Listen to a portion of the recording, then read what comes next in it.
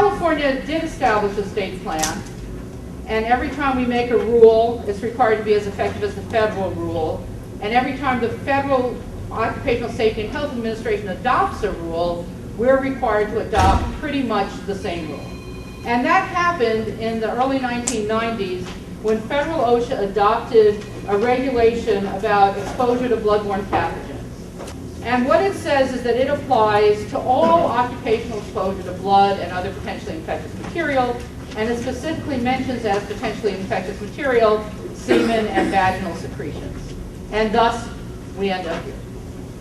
And it requires employers to take steps to prevent contact of the employee's eyes, mucous membrane, and skin with other potentially infectious material. Current medical monitoring in the industry really is very inadequate. There's no STD testing going on in the gay porn industry. Medical monitoring in the straight porn industry is unregulated. Compliance cannot be verified. Screening is not consistent with the actual incubation period of the diseases that are being screened for, and it's not consistent with the exposure by anatomic site. For example, oral, rectal sites are often not tested. Next, please. Also, the screening tests themselves have inherent limitations based on their own sensitivity and specificity and biological material used for the testing, whether that is a swab or urine or blood or plasma. Also, performers are being required now to pay for the tests and the vaccinations, which is really not consistent with Cal-OSHA's standard, where if a vaccination is indicated or medical monitoring is required, that should be something paid for by the employer. Next, please. Another myth that often occurs is that the rates of sexually transmitted disease are actually somehow lower than in the general population. If you look at the next slide, some of the analysis that we've been able to do, the annual STD prevalence of chlamydia and gonorrhea in the adult women's industry is between about 15 to 25%, compared to other LA County residents that are, let's say, in the age range 18 to 29 years of age. The annual prevalence rate of chlamydia and gonorrhea in the adult film industry is something like 8.5 times and 18 times greater, respectively. That's 8.5 times for chlamydia, something like 18 times greater for gonorrhea than in the population that is of 18 to 29 years of age in Los Angeles.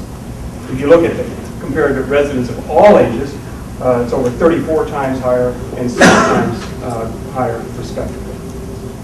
The true STD prevalence, however, is really unknown because, again, due to undercounting, the lack of comprehensive appropriate screening, and oftentimes empiric self-treatment. We may hear from some of the adult film industry performers today about a common practice of taking antibiotics just prophylactically. The high STD rates and multiple concurrent partnerships represents what we think is a core transmitters phenomenon. We have large, extensive sexual networks and frequent prolonged contact with multiple partners. Some of the barriers that have happened in terms of investigating disease in the adult film industry, the transient nature of the workforce, mentioned earlier by Deborah Gould, sometimes the lack of cooperation with disease investigation by testing sites or talent agencies or production companies who hold those employee records that are really vital for us to be able to identify and contact those workers as potentially infected. Performers are often reluctant to cooperate with the Department of Public Health due to fear that they may face future hiring difficulties in the industry. So finally, I'm going to conclude with some of the recommendations that we have been fairly consistently voicing since 2003 and have testified to hearings to this effect, that basically we feel that to decrease the risk of occupationally acquired HIV and other STDs and stop transmission in the community, to require performers to use condoms, require screening for STDs consistent with the incubation periods of the disease, the anatomic site, and the performance characteristics of the tests being used, and require medical monitoring workers consistent with the bloodborne pathogens and Cal-OSHA standards set by the state, with the screening cost paid by the industry.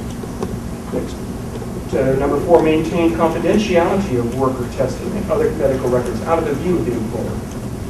5, request and require full cooperation of test sites, production companies, and talent agencies during the investigation of possible workplace exposures. And 6, require ongoing monitoring to ensure compliance with the reporting, Cal-OSHA workplace requirements, and cooperation with investigation by state and local health departments. we're not just talking about HIV, which is really that tip of the iceberg. We're talking about a tremendous amount of sexually transmitted diseases, gonorrhea, and other diseases as well. My name is Jan Mesa, and I'm a former porn actress. I was in the industry from early 2006 until late 2007. I also contracted herpes and chlamydia from my time in the industry. And what I feel is severely overinflated, if anything, is the false sense of security that AIM gives you by only testing for HIV, chlamydia, and gonorrhea, and only making it mandatory to do so every 30 days. My name is Shelley Lubin with Pink Cross Foundation, and we actually help people who are currently in the adult film industry, and also those who want out of the adult industry, and we've helped hundreds of workers. And besides hearing all of their stories and talking about all the STDs and how the whole AIM clinic works and how they're only tested for HIV, chlamydia, and gonorrhea, the most valid thing is from the voices from the very people who are in the adult film industry. Their own doctor has admitted that how high the rates are. In fact, she's made a joke that she says she's up to her ass in chlamydia. You know, this is things that she's said publicly, so I have hundreds of quotes out of their own mouths. Some of the people are even here, being jaded and even callous and making jokes about their STDs. So it's definitely valid and rampant, and I have documented proof of it. I think that it's absolutely correct that there's a real false sense of security with the very limited, unverified screening that goes on. And it's not really appropriate for the exposures that these individuals may have. And since so often these infections are asymptomatic. I know that mandatory condoms are something that has been put on the table, and I have to say that I'm against mandatory condoms because as someone who's still working in front of the camera myself, I don't feel safer with condoms necessarily for abrasion and opening up small tears, and the fact that you have sex for 30 to 60 minutes at a time as opposed to 5 minutes for the national average. And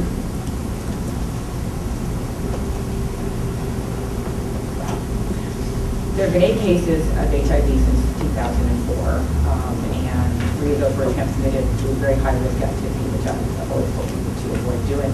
But how many cases of HIV in LA County generally in those 8 years, those 6 years? I mean, how many cases per year of HIV in Los Angeles County?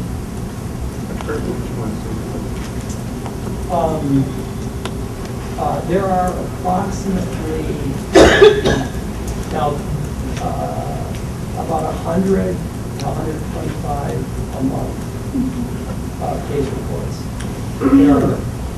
There's no other industry. What I think really makes this different is this is a legal industry in our state. And I think a fairer comparison would be how many nurses or other occupations, how many other individuals were infected during the course of employment in a legal industry. And I think that there are 0. And I think that this industry has also been plagued with this problem. There were cases, what led to the formation of AIM was an outbreak in 1998 that's in a public record of Mark Wallace infecting 5 performers. And there are a string of anecdotal reports throughout the 1990s of performers in this industry that were infected, very likely infected.